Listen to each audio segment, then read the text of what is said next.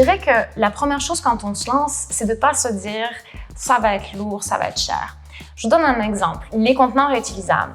On se dit, c'est plus cher qu'un contenant jetable, mais on oublie que les contenants jetables, c'est un énorme coût dans notre fonctionnement annuel et on est complètement dépendant quand on a un commerce avec l'usage unique d'objets qui viennent de l'autre bout de la planète, qui ont une volatilité des prix.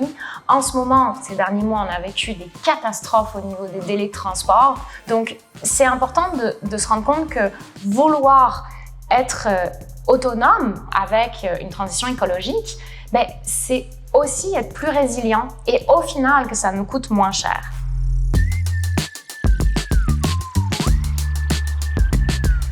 La transition écologique pour nous a été, dès l'ouverture du café, de composter le plus possible, même si ça a été un défi dès le départ, de recycler toutes les matières recyclables, d'essayer de générer le moins de déchets possible. Pour ce qui est aussi des tasses, on a tout le temps une belle sélection de tasses réutilisables à vendre, avec lesquelles on offre toujours un rabais, un café gratuit, rabais de 25 sous à chaque fois que le client apporte sa tasse. Même chose pour les tasses achetées ailleurs, vous apportez votre tasse, 25 sous d'escompte. C'est sûr que souvent, les clients, quand ils apprennent qu'on offre un escompte, la plupart d'entre eux sont surpris, agréablement surpris, je vous dirais. Donc, même pour nous, on essaie de le rappeler le plus souvent possible. Je pense qu'il faut encourager les gens, un peu comme dans les épiceries, amener une tasse réutilisable.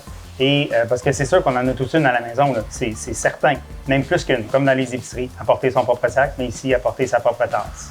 Alors, on n'est pas encore un café zéro déchet, mais on avance. Ultimement, notre but serait un jour, deux choses. Soit de pas du tout avoir de tasses pour emporter, du tout, les gens apportent leur propre tasse, ou bien avoir des tasses compostables.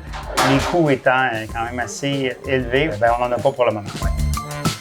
Dès qu'on vous vend quelque chose qui va vous permettre de ne rien changer à vos façons de faire, puis juste acheter un produit différent, dites-vous qu'il y a peut-être quelque chose qui ne marche pas, qu'on n'est peut-être pas dans la transition écologique, on est peut-être juste dans un remplacement qui n'a pas toujours un très bon avantage écologique. Donc, il faut quand même faire l'effort de se poser la question « qu'est-ce que je peux faire différemment? Comment est-ce que je peux servir mes clients différemment? » avant de se dire tout simplement quel objet magique, plus ou moins cher, je vais pouvoir acheter pour m'acheter de bonne conscience puis répondre à la bonne conscience de mes clients.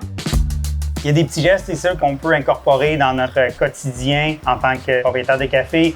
Les fameux manchons, comme on appelle dans le jargon des sleeves, surtout pour les boissons qui sont préparées à base de lait. Moi, j'ai toujours dit aux clients, si la température de votre lait est à la bonne température, vous n'avez pas besoin de manchons. Donc, on les met accessibles pour le barista, mais pas accessibles pour le client. C'est sûr que si le client commande un café filtre ou un americano, on va tout de suite lui mettre un manchon par défaut, mais sinon, on doit le demander. Pour nous, c'est comme une petite façon de limiter aussi l'utilisation de carton. Je pense qu'il ne faut pas non plus avoir peur d'en faire la promotion. Quand tu es un commerce qui pose des bons gestes pour l'environnement, de s'en vanter si on veut. Donc oui, on a un incitatif pour les tasses réutilisables. Oui, on n'a pas de surcharge pour les boissons végétales. Toutes ces petites choses-là, je pense qu'il ne faut pas avoir peur de s'en vanter et de le mentionner sur nos médias sociaux là, sans problème.